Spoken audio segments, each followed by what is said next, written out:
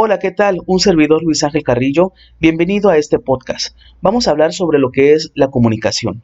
Somos primordialmente seres sociales, en el sentido de que pasamos la mayor parte de nuestras vidas con otras personas. Por consiguiente, es importante aprender a entenderse con los otros y a funcionar adecuadamente en situaciones sociales. Ciertas habilidades de comunicación nos ayudan a mejorar las relaciones interpersonales. La comunicación es el acto por el cual un individuo establece con otro un contacto que le permite transmitir una información. En la comunicación intervienen diversos elementos que pueden facilitar o dificultar el proceso. Primero encontramos al emisor, que es la persona o las personas que emiten un mensaje. De ahí encontramos lo que son los receptores o el receptor, que son aquellas personas o la persona que recibe el mensaje. Como tercer punto encontramos lo que es el mensaje, que no es más que el contenido de la información que se envía. El canal, que son los medios o el medio por el que se envía el mensaje. Los códigos, que son los signos y reglas empleadas para enviar el mensaje. Y el contexto, que es la situación en la que se produce la comunicación.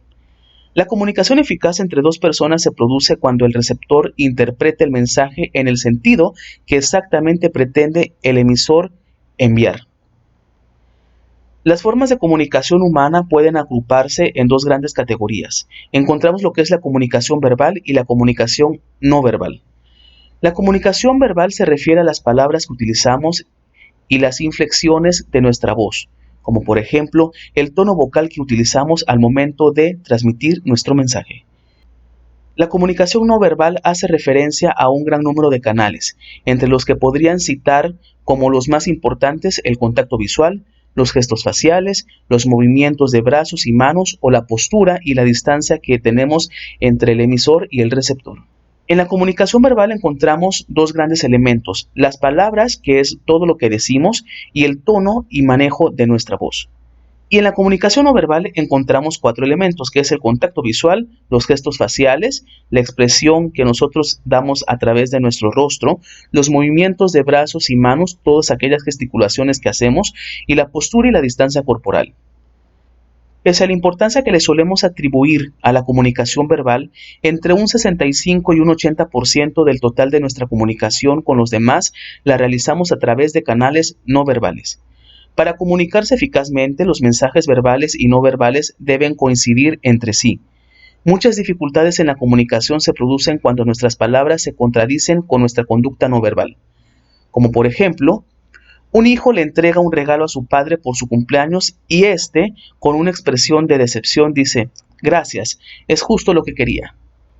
Otro ejemplo: un chico encuentra a su mejor amigo por la calle y cuando le saluda, el otro le devuelve un saludo con un frío y seco "hola" y desvía la mirada. Todos conocemos y podríamos citar en teoría cuáles son los principios básicos para lograr una correcta comunicación. Frecuentemente nos olvidamos de cada uno de ellos. Algunas de las estrategias que podemos emplear son tan sencillas como las siguientes.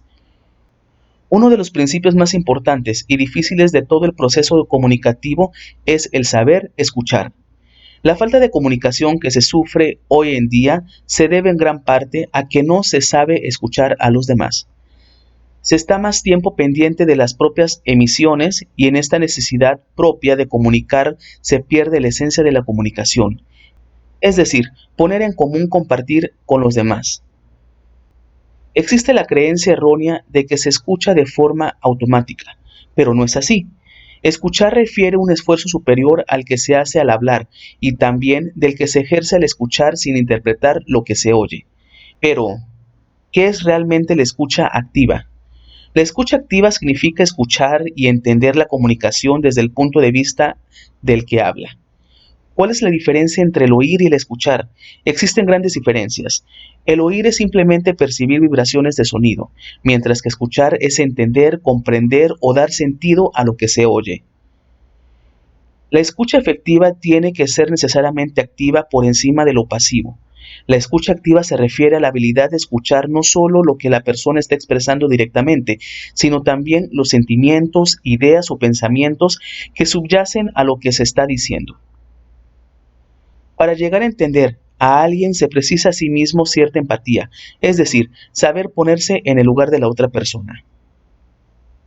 Elementos que facilitan la escucha activa. Podemos encontrar lo que es la disposición psicológica, que es prepararse interiormente para escuchar, observar al otro, identificar el contenido de lo que dice, los objetivos y los sentimientos. Y expresar al otro que le escuchas con comunicación verbal. Ya veo, etcétera. Y no verbal, el contacto visual, los gestos, la inclinación del cuerpo, la distancia, entre otros. Y para concluir, recordemos que la comunicación es el acto por el cual un individuo establece con otro un contacto que le permite transmitir una información. Y que en la comunicación intervienen diversos elementos que son muy importantes tener en cuenta siempre. El emisor, el receptor, el mensaje, el canal, el código y el contexto. Y también recordemos de que existen dos grandes categorías dentro de la comunicación, la verbal y la no verbal. La comunicación verbal se refiere a las palabras que utilizamos y las inflexiones de nuestra voz. Y la comunicación no verbal que hace referencia a un gran número de canales, entre los que podríamos citar como los más importantes el contacto visual, los gestos faciales, los movimientos de brazos y manos, y así también como la postura y la distancia que mantenemos entre el emisor y el receptor. Espero hayas disfrutado este podcast. Un servidor, Luis Ángel Carrillo. Nos vemos próximamente.